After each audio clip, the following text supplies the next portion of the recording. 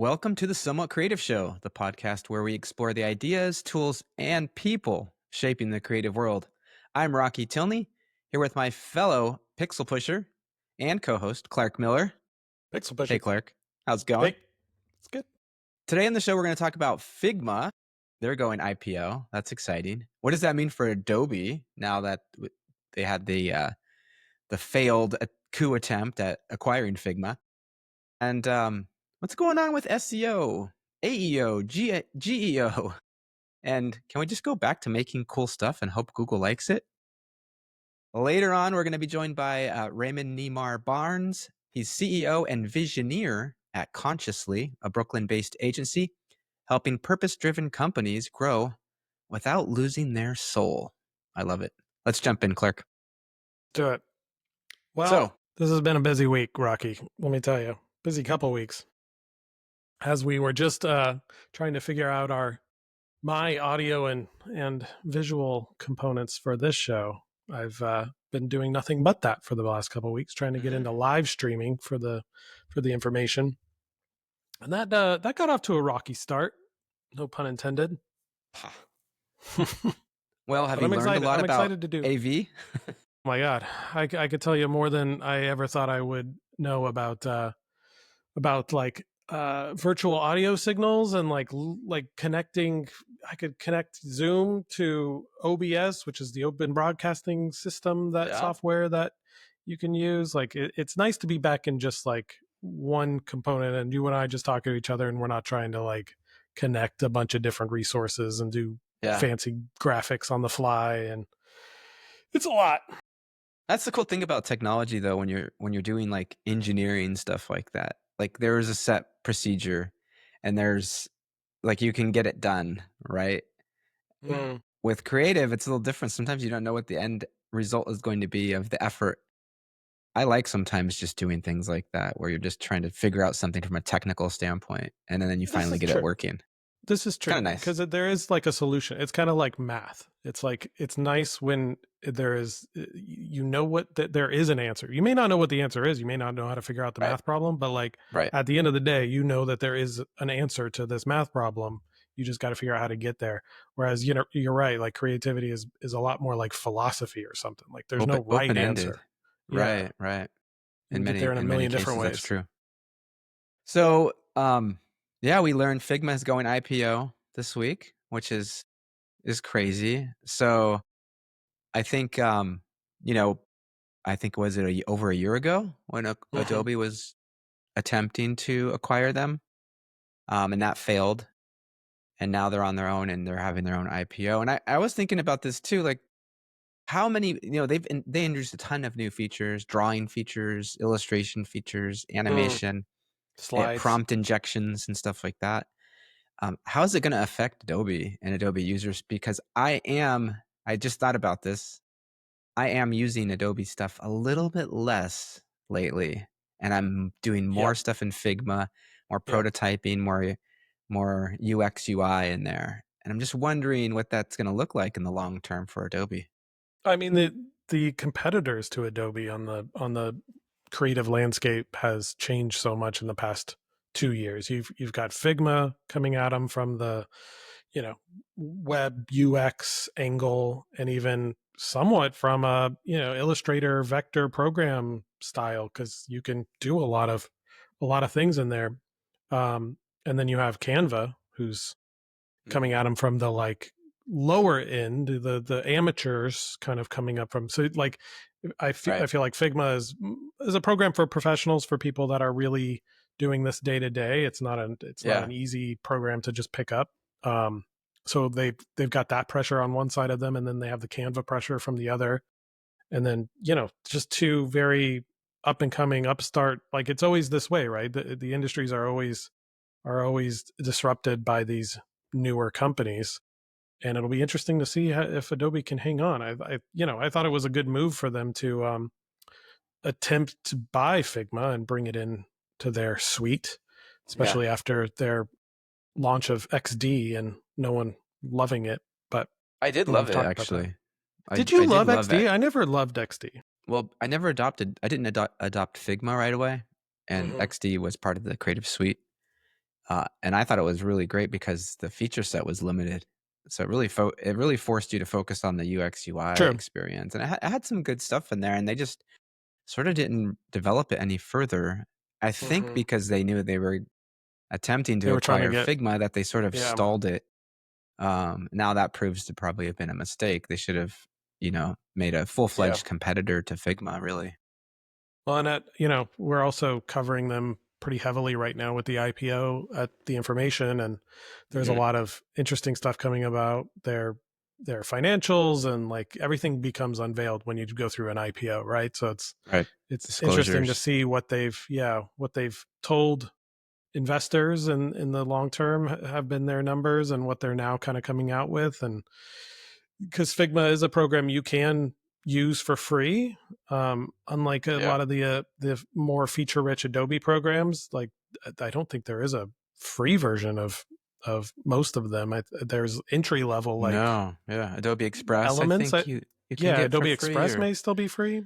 yeah, Some of those are maybe, but everything else is like pretty much behind paywalls.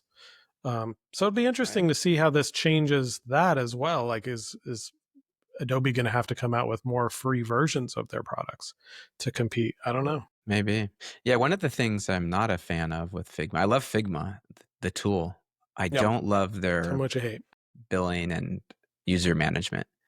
Oh, really? Um, Yeah. it's problematic in some ways when you're collaborating with, say, clients, for example. They have their own Figma account. We have our own agency Figma account. Hmm. If we wanna It's work hard on to a tell where file you are. together yeah. Yeah. Like, If where you do I wanna work put on a this? file together, they have to add me to their user team. So Yeah. basically, they're paying for me as an individual twice. Hmm. So it's a little bit of double dipping, in my opinion. I would like to see them clarify their user roles a bit better and allow for free collaboration, assuming both parties are on paid accounts, not to double dip and charge twice for those. No, But that's a anyway. great idea. I actually I ran into Dylan Feld, I think is their CEO and founder, Mhm. um, at an event a year and a half ago or so, and Right. he was actually, to his credit, like very much interested in what average users thought, and like asked me what I thought of the platform and everything. And that would have been a good one to to raise at the time. Yeah. I hadn't come across that as much as, but you're right. There is a lacking in their the ability of you to really understand too where you are in their category system, and their, and like I always get confused as to like where am I putting this file? Is it because it's all cloud based? There's no local storage, so it's like, Yeah, exactly. is am I putting this on my company's drive so that they all have access Right. to it? Am I putting it on my personal kind of Figma account? Like, there's not a clear line. I actually, the thing I mentioned to him was like, as teams adopt Figma more, at least on my current company, is I'm having issues with people wanting to do print projects in there, and Oh, yeah, yeah, yeah, take a lot of the graphics that we're doing for like web projects for yeah, UX and everything, and just easily migrate them over to a print project that we're going to be doing. And it's not ideal. It's not a good place for print. There's no right. CMYK. There's no separation. There's no like, resolution. Like Yeah, everything's in publishing 72 tools. Right. yeah, there's no Yeah, publishing tools, there's no print tools. So yeah, that was the thing I actually brought up, was like, it would be nice if there was just some little tweak you could add to, like, just give me like one print production space in right. Figma where, Yeah, things are 300 DPI and you can do a little bit more of that yeah. classic InDesign, Photoshop kind of resolution stuff. And then they're getting into, like, this, kind of, like, s feature creep within their tool Mhm. set. That's not why people are using Figma, right? They're not using it Yeah. for those tools. Anyway, let's Yeah. switch over to jobs. Are we screwed as designers in the future? This Probably. report This report came out, World Economic Forum. They surveyed 1,000 employers representing 14 million workers across 55 countries, and they identified graphic design as the 11th fastest declining job category over the next 5 years. That's not great. Now, God, there what are were the some other bright 10? spots. Jeez. I Oh, feel like graphic design is. I don't know. Got to I'm be not up really there. concerned with those I would ones have right guessed now top at the minute. 5. And then you hear like the OpenAI CEO Sam Altman's talking about, how things are, AI tools will do a lot of this stuff for us already. I mean, there are some bright spots though, like, and I think we mentioned this previously. Humans have a point of view, AI does not. And I think that's going to be the big differentiator with creatives. If you're smart and creative and you know how to do things that are, you have a different angle of approaching problems, Hmm. that's going to be valuable, I think, in the long run. I think so. I mean, it's the human creativity and conceptualization that AI still doesn't do super well. I just recently saw someone testing it by asking it to like design and like design the plans, like design the actual, Yeah. instruction manual for putting together a bookcase and like the woodworking Ugh. space, Oh, and it geez. did not do a good job. It like failed miserably because it couldn't understand like spatial reasonings, and like, it put a shelf in the, like, it told it, the person told it, build me design me a bookshelf that has like one shelf in the middle, and like very simple instructions, and the plans were like, the shelf extended out past the wall, and like it was Escher-esque, it was like MC Escher Yeah. style, like where we like you Yeah. couldn't tell where one piece ended and the next piece began. So there's still a long way to go in terms of that level of creativity with AI. It can Yeah. replicate and do more of the same of things that have been done. But then when it comes to creating something new, I think that is a feature that's still a little bit beyond its capabilities. I don't I know. think a lot of that could be solved with UX, UI, and also giving models context. So the model should be designed specifically for physical objects. It should understand dimensions, and those are all parameters that probably would need to be input Hmm. rather than just described, because you're Hmm. talking about something like a physical object that has actual dimensions to it, has physical properties, things like that. Like that happens in 3D modeling. If you want AI to do quote unquote 3D modeling of a physical object, it needs to have parameters in place. So I think there might just be kind of like a certain markdown language that you would be able to include that would be Yep. able to translate It's not a that. generalist AI program that's going to be able to do that for you, right? It's No, going to I, be I the more think, specialist. and exactly. I think that's where the opportunity is going to be in the next few years, are all these mini tools that sort of come out that are really Hmm. leveraging these LLMs and the vast knowledge and power that they have, but contextualizing them into actual specific, um, you know, task performers. In other words, right? Languages and Yeah. programs, and yeah, like the rise of vibe coding has been really interesting to watch, and I just Oh recently yeah. saw Lovable, Hmm. one of the major players in the vibe coding space is now valued at like almost $2 billion and is raising another 100 million, and like it's pretty impressive to watch these spaces get filled pretty quickly by specialized AI that, Right. you know I'm sure OpenAI would have loved to have gotten into, and it's more general AI. I don't know. It's interesting to see it all kind of start to break apart. I Right. don't know if it'll come back together or if it'll stay this way. It'll be I interesting to think I watch. think it will. I think we're right now we're in the disruption phase Hmm. where things are rapidly changing and kind of breaking down old institutional structures. There's the muddled middle right now, and then they're going to sort of like, I think, like rise from the ashes. These other tools, companies, brands that are leveraging AI, but for specific use cases. We saw this with SaaS too. Yeah.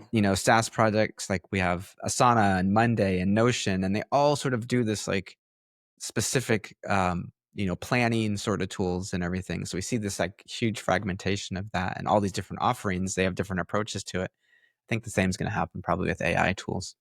Hmm. Anyway, and Interesting. then of course there's SEO and AEO and GEO, and uh, there's so much going on there. Where you could build a web presence, and there's a chance you will not get picked up. Well, Um, and just because it's changing so quickly too, it's like what happened. You could build it with the perfect SEO and perfect, you know elements now, but in 6 months, is it all going to be outdated? Are you going right. to have to rethink everything that you put into that to keep up with where things are going and where people are finding the site? And the right places to show up. I don't know. Well, search has That's changed. I think beyond we're my skill set for sure. yeah. And we were, for 20 years, we were conditioned to search for things on Google and look for what we thought, was going to be the best match to what we're Mm-hmm. thinking. Now we're looking specifically for answers for things. How do I blank or where do I find? And that It's it's delivering the result immediately. There's no yeah, reason for us to scroll through anymore. it's giving you the exact one you want. And it's funny, you mentioning that makes me think of like how we always used to make fun of like older people when they would search on Google and they would say, "Hello Google, please tell me where I could find the very best." Like they would write a full sentence out to Yeah, Google yeah, and we'd all laugh at them and be like, "You just put in keywords. It's just keyword based. yeah, So like yeah, you don't yeah. need all that filler stuff." And now we're kind of going back to that idea of like, actually no, you could just be conversational and it'll give you more context for what you're searching for. So that is funny that we're Shame on going us, full right? circle. Yeah, we made fun of them, now we're all going to be doing it. We're all going to be doing it. Yeah. Well, and so I think about, new companies or even small businesses, and they're trying to get a foothold in search.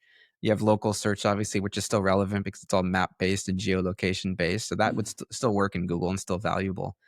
But if people switch to AI search only, are there going to be tools there for local search when you're, find this near me? And I'm assuming yes, it's all going to work pretty much the same. And I would imagine they're probably using Google's data for those Yeah. results. But I'm just wondering how much that will impact growth of new businesses and small businesses trying to get a foothold in the search space. Uh, Yeah, harder to don't break know. in. I don't know. Don't know. Seems like a bigger hurdle right now to for a smaller business to figure out how to get into that space than it was, over the past 5-10 years with Google, who made the Well, tools very easy for you to kind of put yourself yeah. on their maps. Well, our guest today knows a thing or two about helping businesses grow and Yeah. and growth from an industry standpoint. I think that's a perfect segue. Bring it on. Oh, it says Clark has stopped recording. Let's see. All right. Joining us today is someone who's made it his mission to help businesses grow with purpose, integrity, and a little bit of swagger. He's a 2 times exit founder, strategist, and the CEO and visionary at Consciously, where he helps high growth and mission driven companies scale with heart using his Consciously method and ecosystem design frameworks. And don't let the Brooklyn zip code fool you. His vibe is still peak West Coast. Please welcome Rai-mon Nemar Barnes to the Somewhat Creative Show. What's going on, fellas? All right, Ramon, thanks for joining us. We're Did I excited say to have Raymond? you. Should we record that again? Did I say Raymond? Now you've got me screwed up, Roggy. No, I said It's all good. yeah, I think we got it. Ramon. It's Welcome to Ramon. the show. It's Ramon. We've clarified it. Hey, we're human here, and we like to show our mistakes. We don't want this isn't a A polished little behind the thing. scenes. Yeah, And if it makes exactly. you feel any better, like I've met people who've known me for years, called me Ramon, seen it written down, and then called me Raymond, just because that's how it looks. Well, that's It's what all happened good, to my me friend. too. I think I was looking at it, and it like the RAI definitely makes me think Ray. It makes me think of I don't know just why. does. Yeah. That I throws me off. Ramon, Yeah. thank you for joining us. My yeah. I'm happy to be here. I'm excited to be here. I will say to cap off the name combo, my sisters are Danielle, Trinicia, Talana, which are all French names. So my mom was like, "What's the French way to spell Ramon?" Yeah. And when I moved to New York from California, it was the first time I ever heard Ramon, and I was like, "Yes, that's what my mom wanted." Like, yeah. That's really well. One of my first questions for you was talk about your journey from California to New York. Why the shift? What kind of drew you to the East Coast from the West Coast? That's great. I love starting off with that because I'd say it's a big part of my journey now. Before I was Cali, NorCal, Yeah. of course. Yep. But Northern California has been through quite the transformation in the last 20, 30 years or so, from the Bay Area that was the weirdest, quirkiest, independent, rebel, all that vibe, big wheels down the hill in San Francisco and, Absolutely. flower power in Berkeley. And there was Silicon Valley, but it was Silicon Valley like 1.0 and barely 2.0, whereas Oracle and those cats, and they would like, I think one thing I noticed was they gave to the arts. They're like kind of legacy large companies where it's like giving to the arts, big endowments to city funds and things of that nature was just how they did things. And as new tech came in, new money, all that stuff, there was not only a lot less creative forces that could stay around in the Bay, but there was a lot less creative financially, of course. And that kind of started to change the dynamic a bit. And so at the time, I was also coming to Brooklyn a lot. I was doing this startup I had called Wine and Beats, where we would pair wine and music and tour it around with different, we'd partner like That's way better than the wine and beats I had in my head for a second there. I was thinking like, that's an odd pairing, wine and beats. Those don't go together at all. Beats to music beats is way better. He was always like, why you want me to eat beets? I'm like, Dad, calm it down. No, this is not what's happening. But yeah, I think at that same time, I was, coming back and forth to New York, and New Yorkers have this thing about them that I've always loved, and they just say it how it is, whatever it might be. If you're on the road and you're driving a certain way, they're like, go over there and blah, blah, blah. And then they just drive on. No big deal for them. In Cali, we just kind of don't get down that way. A lot more passive aggressiveness in California, I feel like. Yeah. No doubt. Yeah. Yes. And so for me, between that, and I will also say, like, my sister worked at the State at the time, and I remember this. There was like 2 Black people above her, and she was like, I'd say mid-level at the time. And I was like, between that and seeing Silicon Valley, it's like, I'm gonna hit New York. If I don't go now, I'll never go, because I've been in Cali my whole life. And so I just decided to bounce out and move on. Nice. But you still keep the California vibes, right? You mentioned that before too. Oh yeah, I'm Cali always. When I talk, people still think they think I'm in California now. Yeah.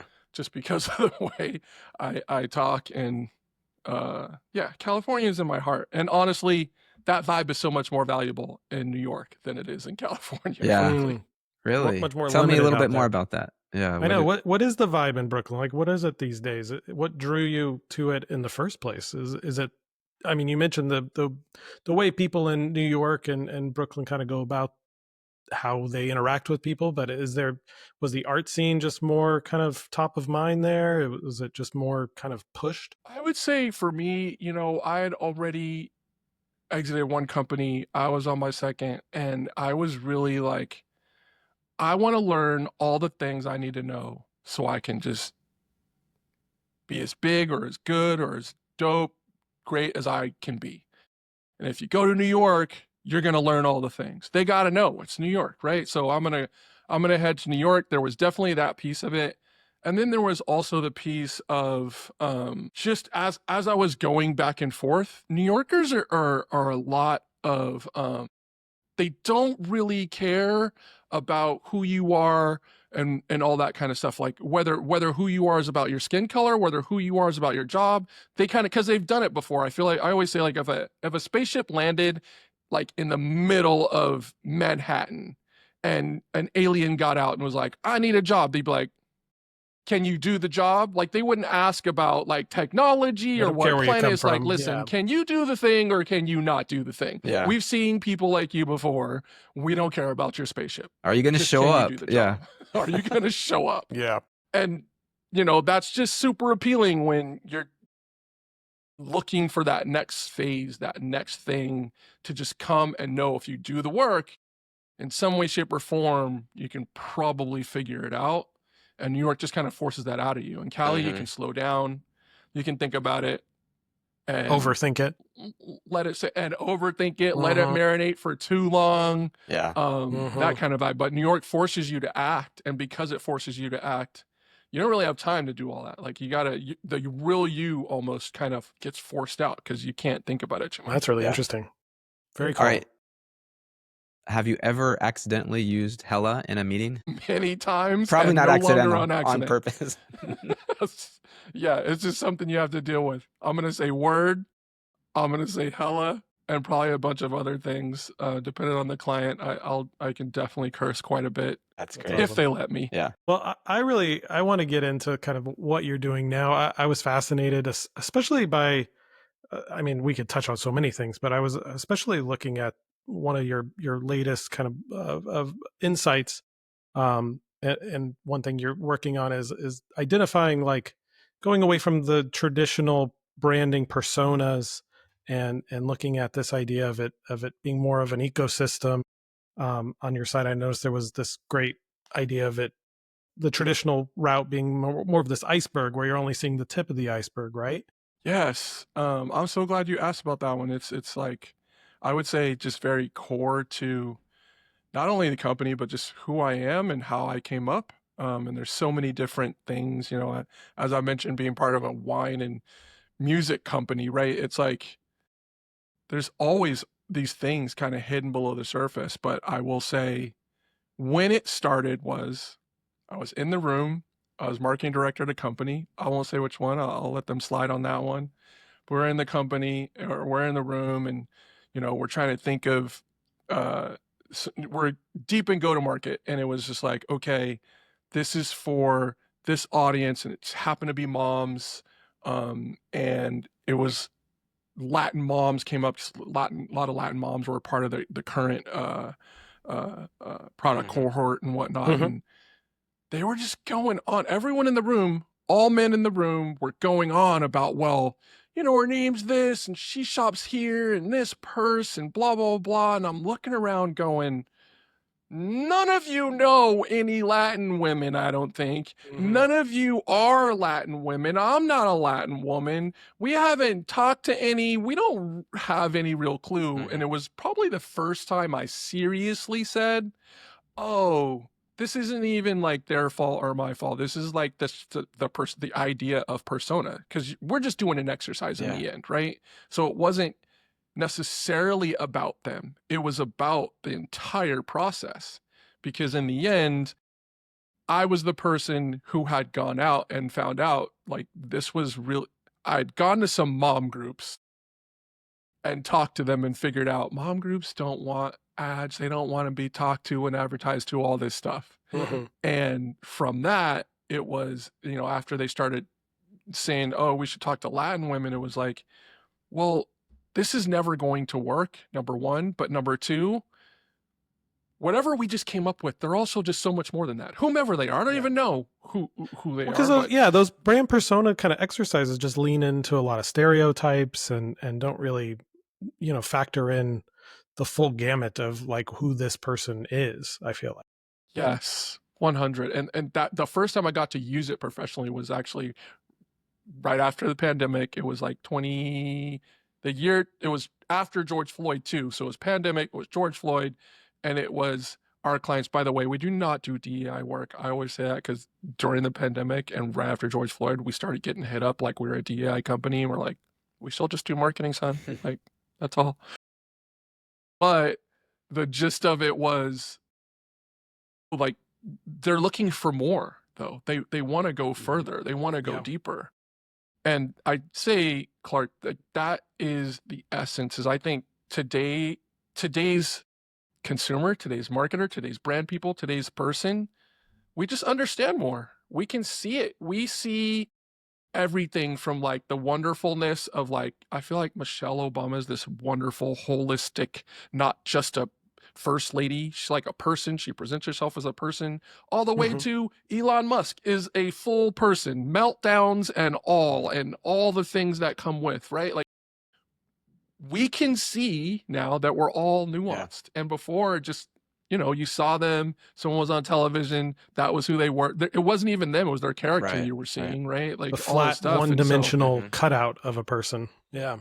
yeah, yeah, if that. And so, how do we bring that into our world? Like, I do believe, for the most part, in a capitalist world, we're the folks who are, whose job it is to reach the Mhm. people, Mhm. for better or for worse. the branders, the marketers, the influencers. You can love, you can hate it, you can say whatever you want, but whenever an entrepreneur or business, whenever they have all their stuff and they're trying to say, we got to reach the people, they come to us. So I felt like there's this huge opportunity for us to kind of just approach it in a more real way. Rai-mon, how do you? So then what happened? Like from that, you kind of had that realization that you needed to. What was it like, the journey kind of developing those ideas into this framework, into this ecosystem that you kind of speak about? You know, I would say it was a lucky, happy journey. And I think the luck part was really, we had come up with a method that was the consciously method part of things, where it's like taking purpose, you know, in purpose-driven business or doing business for more than just profit, that idea, and kind of said, okay, let's codify that, because everybody at the time was kind of just a little bit more of still on the, let's go take a picture. We'll do a PR picture and that's our purpose. We'll give them volunteer hours. We'll give some money, whatever. Or even like Tom's like, we'll throw some shoes at somebody when we make shoes. And it's like, all right, fine, great, wonderful. Everybody's doing that. But we were like, wait, we can actually take a look at your metrics and say, here's where that's showing up here. Here's where it's showing up there. So let's do that.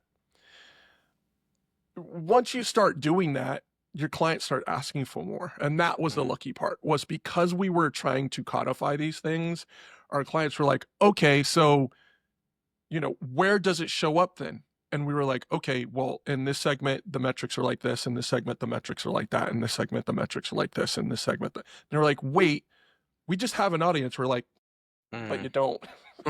You have audiences, you have many audiences, and within those audiences, there's still a breakdown in just the ways we reach them. So going back to moms, right? You know, reaching affluent moms who are taking their kids to pampered experiences is a very different thing than, say, athletic moms. And I'm even painting with a really broad brush saying athletic moms, like, what is that even? But we would find like, okay, over here, like these different groupings of people have more breakdown. And it just so happens, luckily for me, I'm trying to remember. I don't remember who it was.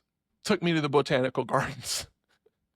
And actually, it was a date. That's why I don't remember. And I do not like her now. So no. Yeah, we're gonna forget her name on purpose. So, but we were at the botanical gardens, and the walkthrough was all about how what's actually happening is in the root system. All we see is the pretty stuff. And I was like, this is marketing 100, because we were just in it all the time at that point. And they said, so truly this was inspired by nature. This is truly, directly like, from nature. This is great. 100%, because some, if you take this out into the wild, it's even bigger. But basically, planting these particular plants makes certain root systems that helps these other plants, which helps the microbes, which helps the algae, which helps all of these different things are acting in combination. If you take one out, something doesn't happen the way it's supposed to. There's actually a documentary on introducing wolves back into a forest ecosystem you can watch. That's great for this.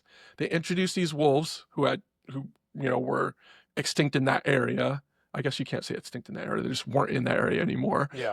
But they introduced the wolves back into this area, which ended up changing the river system, because the beavers act a certain way, and the beavers interact with birds, and birds act in a certain way, and this whole chain reaction happens. And that's what they wanted, was to move the river system. So all that said, like, I would definitely bring it back around to, I think in business, a lot of times, like, that's what you're trying to do, is like, how do we move this river system? How do we get all of these people to kind of go this way?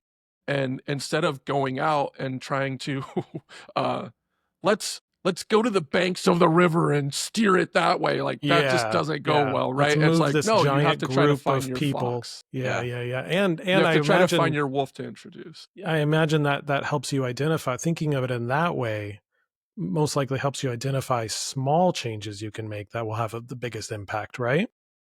Yes, yes. It's going honestly, I think it makes our job easier.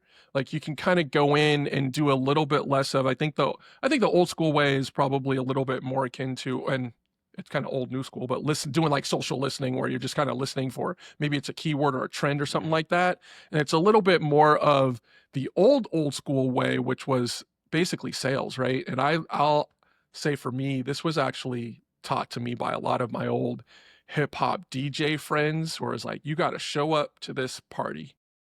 You got to see what they're like for a few weeks. What do they dance to? What do they wear? Do the B-boys show up that just want to dance? Or is this like people that want to get sloshed on drinks? Are people dating and trying to get numbers?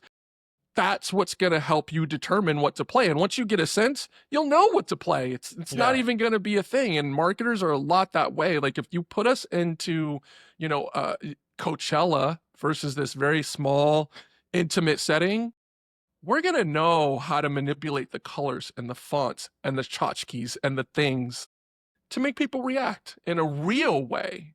And like less pretending, right? Less of, I don't have to shine shit to get you to like it. I can actually say, here's some potpourri. Y'all like this? Or I can just say, like, this is a smelly thing. Who likes smelly things? If it's cheese, there are people that love smelly things, right? Depending on how you go in. So it just really helped us to start to pay more attention in the different ecosystems. And if sometimes it's like, you know what? Y'all just truly don't belong there. We went there. We can see if we announce this way or we present this thing, or maybe frankly, it's just the way y'all present. You don't really vibe with those cats. They're not going to like you. But over here, we did see two other ones. It hits at another aspect to, I think, a lot of what you do, which is looking at that authenticity and keeping a brand, a product, whoever it is, like really authentic. I think is a key in all that, right? Because you can find, if you can find that ecosystem, if you can find the right cohort of people to attract to this brand, like that brand doesn't need to sell something they're not. They can be what they are. They can be that shiny shit. They can be smelly. Yes. Yeah. You hit it, Clark. Like I can't say any better than that. And I would only add to it that that's usually the hardest thing to get our clients to understand. Yeah. All right. Well, that's all for me, guys. I did. I'm out. I'm not going to get better than that.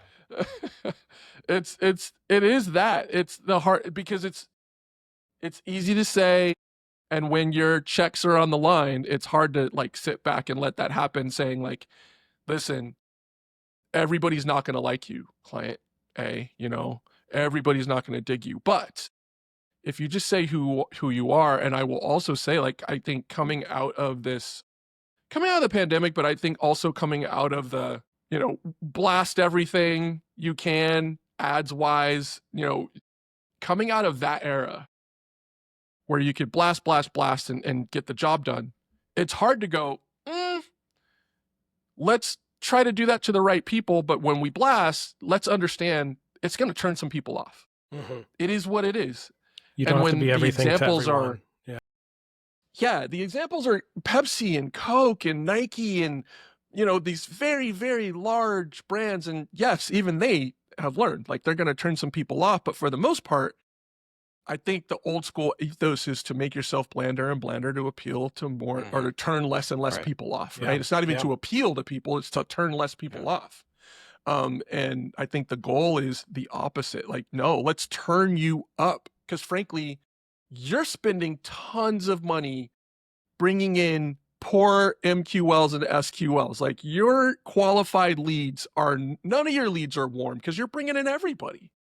And so your churn rate is also high from recruiting. You're bringing in everybody. No, let's turn you up and make it so certain people just go, they're not for me. Word. That means the people who love you, when they meet you, to your point, like when we get our clients to say, this is who we are, especially B2B, their qualified leads go through the roof. And at first they're scared because the overall leads go down. Will go down, yeah. Qualified leads go up and their close rates go up. And that's what we love, because we know we're really only beholden to the sales team. Before that, we're beholden to everybody else. But as long as we're making sales happy, we're good. And it's the same thing. with CPG, right? It just takes longer because the signals take longer. So I'm glad you yeah. brought up B2B. That was one of my next topics to talk about was especially B2B tech. Um, you were talking a little bit about uh, personas and audience, and especially with startups, with newer tech companies. One of the things I've noticed firsthand is the struggle to really identify who their customers are, and they're still looking for market fit in many cases for their product or solution. And they have sales going out there kind of on the front lines getting feedback, and they're filtering that into marketing, and marketing is trying to translate that into something that will, be more aligned with what they're hearing. But then there's also external research happening from the marketing team, and they're finding a different audience for this. And so that's a constant like cycle that I've been noticing that they go through, and sometimes you get a little traction here and there. But I'm just wondering, is there a better approach if you're kind of the anti-persona methodology and you're going with something that's a little bit broader or even something more targeted?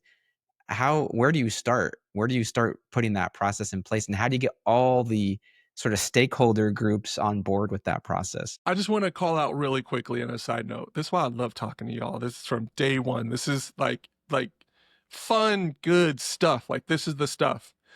So anyways, yeah, we get into it, but I just love it because this was the hard part for us is a lot of our first clients were all B2B tech. They had because we were heavy in growth. We could create content like crazy. We had great process for it. At the time, the SEO tools weren't quite as fancy and slick and easy. So we had great processes for that. So we could really push it out. And this is what we figured out. And we do something that's a little unique, and we create what we call a trust system. And, you know, I won't go all the way into that except for to say, when you think about trust, I think the way the world thinks about trust is I trust you or I don't. That's a saying, right? Like, or earn trust or you don't, all that kind of stuff. Yeah. And I think what I've seen over and over, and what we see with clients and people that we don't work with too, is that trust is a little bit more of this gray area where you're picking and choosing like you do with your friends. There's some friends you would trust to lend money, and there are other friends you would not. There are some friends where if you're in jail, you know they're coming like that night, not tomorrow. They're not going to leave you there. If they had to fly to come, they would come and do that. And there are other friends who you wouldn't call. You'd say, I don't even know if they're going to pick up. And so on and so forth, right? That's how trust really works, is it's situational and it's contextual, right? And so how we try to think of that, especially in the B2B tech world, because I think most people, I will say in our world of intentional, purpose-driven companies, they like to, tout being trusted because they're doing good things in the world. And we're like, that's also not how it works. I was at NYU and I was talking to MBAs, and we were talking about Amazon. They were like, well, can't trust Amazon, so we don't even need to talk about them. And I love posing this question to them, because all you have to do is say back, like, if I needed a house delivered, I don't know who delivers houses. I don't know that company. I don't know who does it. But if I needed a house delivered and Amazon delivered them, who would I trust to deliver it on time or the next day as soon as I needed it? And we're not going to get into anything else because we already know anything else I need delivered. I don't trust the government. I don't trust the post office. I don't trust anyone more than I trust Amazon. And I don't want to trust them. Yeah. They've earned that trust from me. I wouldn't trust them to watch my kids, but yeah, trust them to deliver a house. It is very contextual. You're right. I'm getting a wage I could live on. Fine. Yeah. But treat their employees. There are ways that I trust them and ways that I don't. And so it really, going back to your actual question, I think it really depends on how you're choosing to build your company. Are you the kind of company that's trying to, quote unquote, look for product market fit? Because Amazon is built on competency, hard stop.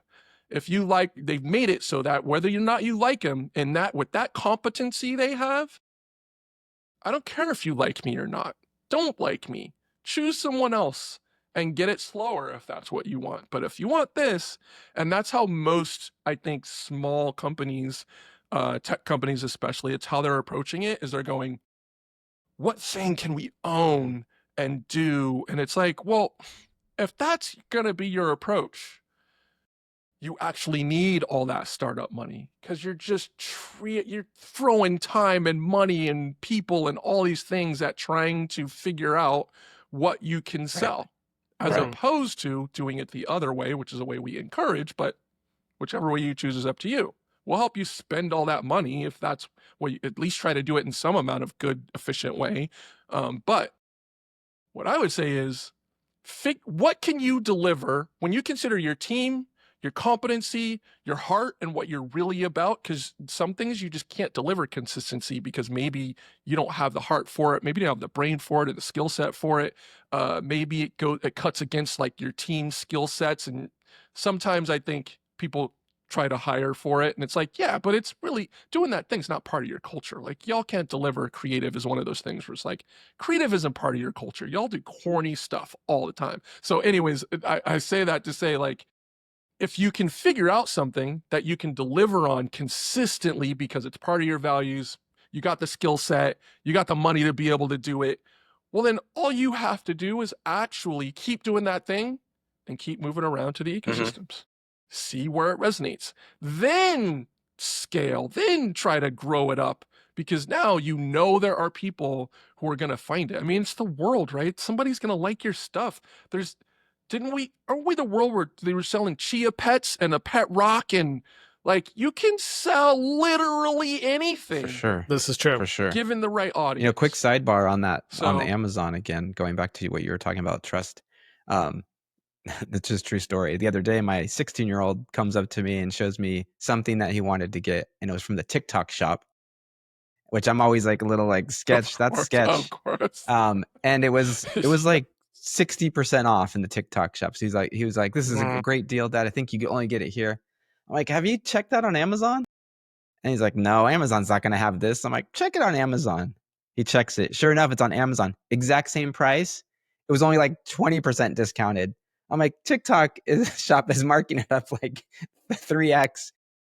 And I don't trust TikTok shop to actually deliver it to you on time. So get it from Amazon. There it is. So it's a perfect illustration of your point. Like, trust. It's like, I don't want to buy everything from Amazon. Trust me.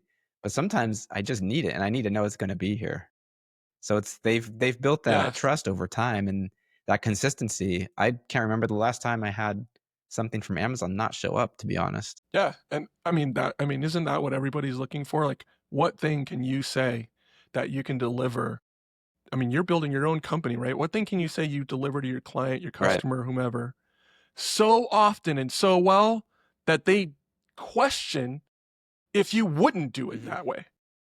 That's crazy, but that's what you're trying to do. No matter what you're trying to do, that's what you're trying to do. And I want to get your hot take on this sort of notion of this anti-agency sort of movement we've been seeing the last probably year, where even some of the larger creative agencies are sort of downsizing or being more lean, more nimble, and not trying to do everything. The old agency model was, we'll do everything. We have layers of account managers and all this stuff and high overhead, but you get schmoozed by people in suits, right? So we're seeing this like kind of like consolidation sort of creative. And Clark and I, before you jumped on, were talking about, like, is creative, like, we legitimately were asking ourselves, is design as a profession dead or on its way to being dead? Because of some of the reports we're seeing about the whole kind of creative industry sort of downsizing a bit. I want to get your hot take on that. What do you think? What are you seeing in that from as an agency owner? Are you seeing anything like that firsthand? I will say yes and no. I'm seeing it firsthand because we know a lot of larger agencies. So in that way, yeah. I mean, I will say right now, like with the very large agencies, I'm super biased because I don't believe in them, and I never have, because I'm just like, there's always been those layers that they use to sell, to do the things. And that's fine, in regards to how they're doing business and frankly, who they're doing business with. They need to make sure people feel taken care feel taken care of when they're an enterprise level, client, blah, blah, blah, whatever, great. And so in that way, sure, you're going to be able to find tools, because this stuff has been happening a really long time, right? There were people who were sitting around doing projections on everything from media buys to, everything in between. And we have tools to do that. Before we had AI to do that, we had tools doing that. So you didn't need that person to do that. I think this is just a furthering of that. But when you talk about creative, this is my take, frankly. If you need to actually put pen to paper and do it in a certain way, I think that is gone, because there's going to be so many different ways.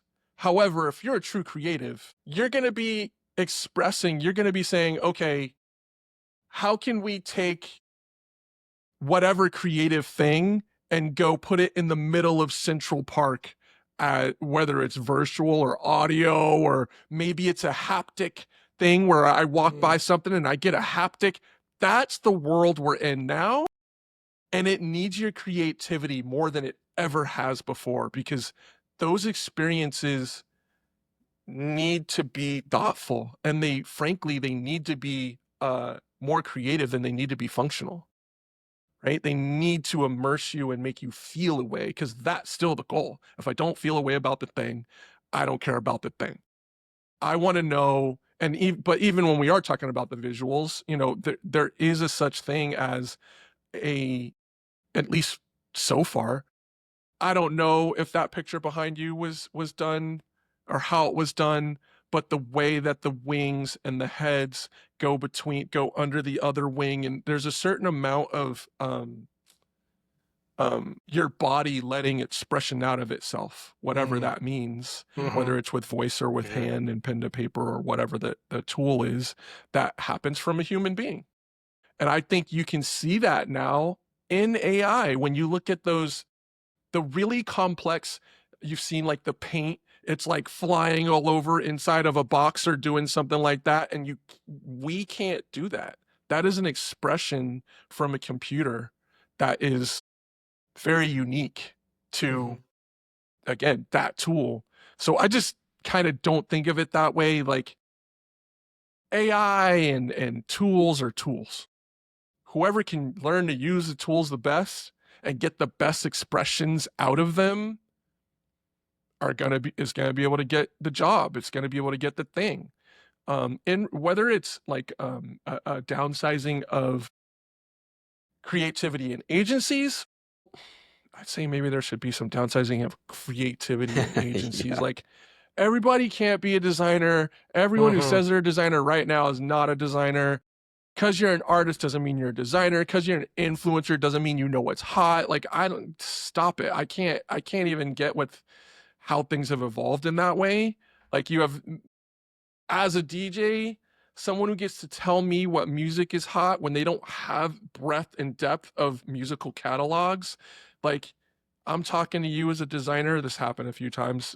Again, I won't call anybody out, but to me, this is one of those, like, I just named off a couple of really popular, really old school fonts, and you have no clue what I'm talking about. Like, you don't have a real breadth and depth of the thing.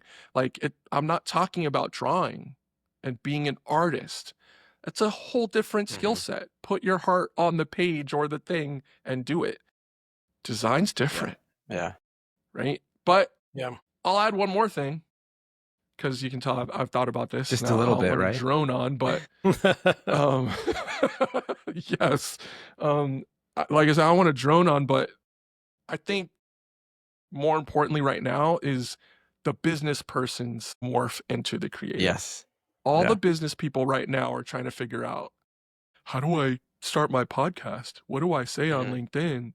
And they don't understand that the people they're trying to mimic are not great business people. They are the artists, the people who can go inside themselves, pull some shit out and go, look, world, that's what you're actually trying to do.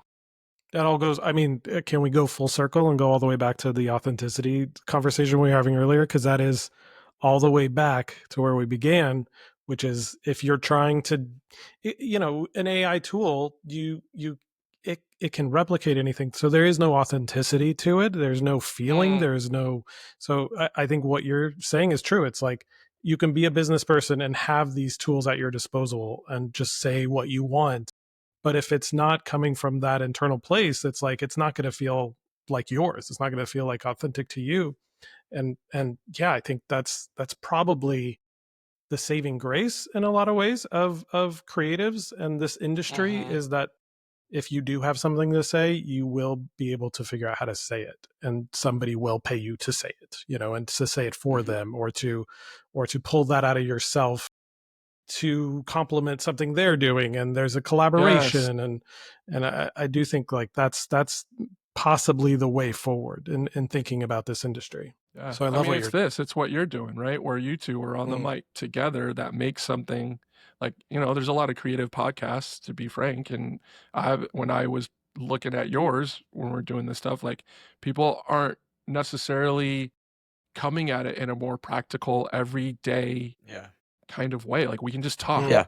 Creativity comes up, design comes up, business comes up, like all the things are there, but we don't have to try to force it. We don't have to try to, what's the trend topic Yeah, right we were now? very Well, conscious of whatever. that too, like very specific Hmm. that we wanted to talk about things that were really applied to lots of different disciplines. What you don't have to be a designer or a creative person in general to listen or watch the show. It's really about things we're interacting with every day, um, and are influenced by every day.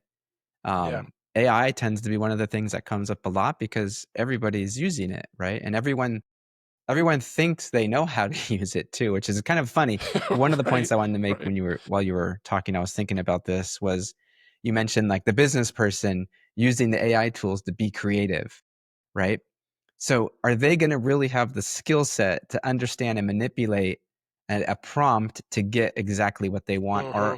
are we seeing like this overwhelming amount of mediocrity being produced with AI tools right now, but Ugh, still the AI a slop. lot of slop, but still the really good stuff that's coming out with AI, it's still a creative person is behind it typically.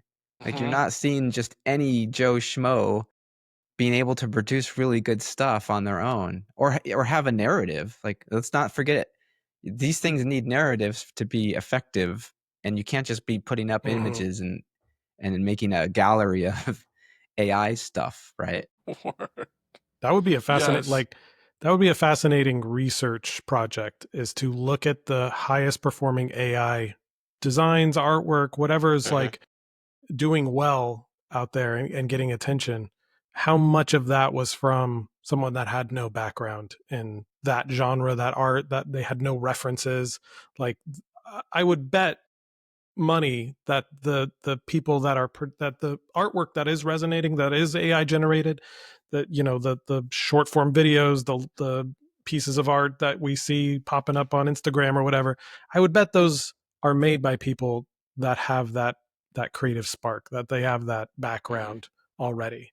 Because I don't think a business person, like, I don't think it's just anybody making that and it's doing well. I think there's a background there. There's a reference that you're pulling. Yeah, to your point, it's coming from somewhere deeper. And I think there's space for, in today's world anyways, right?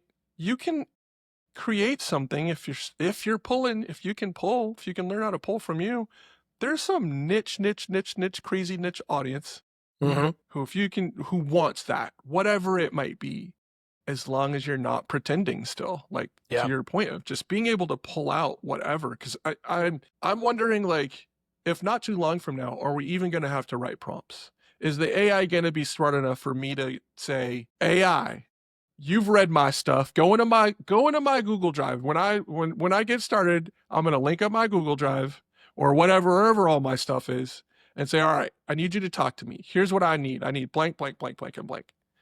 Hmm. And if I've given it the right references, if I've given it some library, and that library is worth anything at all, I should be able to get something to help me produce the thing, because that's really what it's about.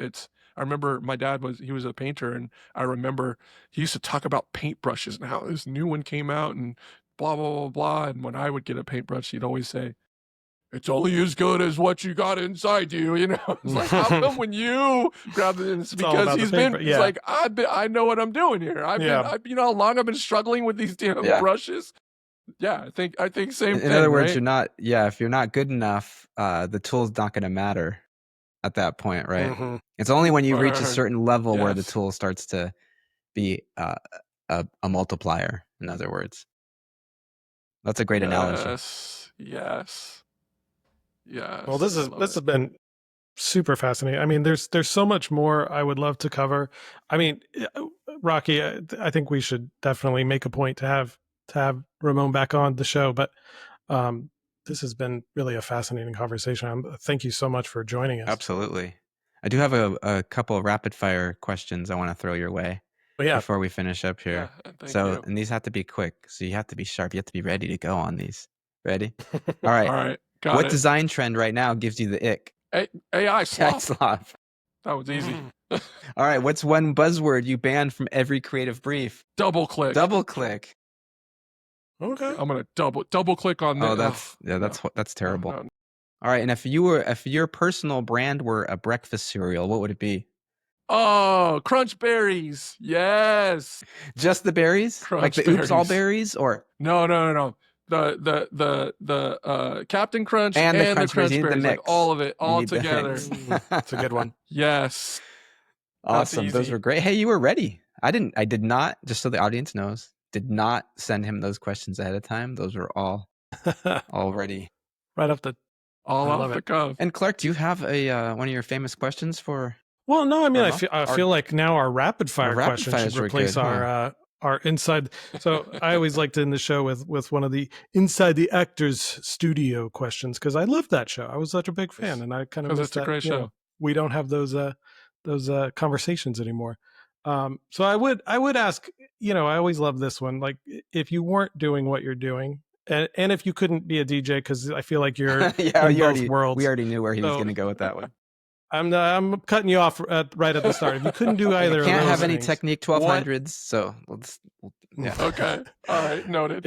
If you couldn't do any of those professions, what profession would you most like to attempt? I would be a winemaker, for sure. That's a good one. I would totally go. But I do not want to grow the grapes. I do not want to do that side of it. I need a farm, but like making the wine all day, every day. So that's all the way. That's back to your original reason you moved to New York. You do wine and DJ. Mm-hmm. Yep, I got it in there anyways. Yeah, you did. I love it. Because you would have a DJ at the winery. I'm guaranteeing it. You already know. You know this. You know this. Well, Rai-mon. Yeah, but I think that would be Thanks so much for joining us on the Somewhat Creative Show. Thank you. I appreciate you both. This is one of the best conversations I've had all year long. No doubt. And so, yeah, I appreciate this time with you. Right on. Well, if you enjoyed the episode, be sure to subscribe wherever you listen. And if you're feeling generous, leave us a review. And as always, let's go. 5 stay stars. Curious, stay creative. We'll see you next time. And we're out.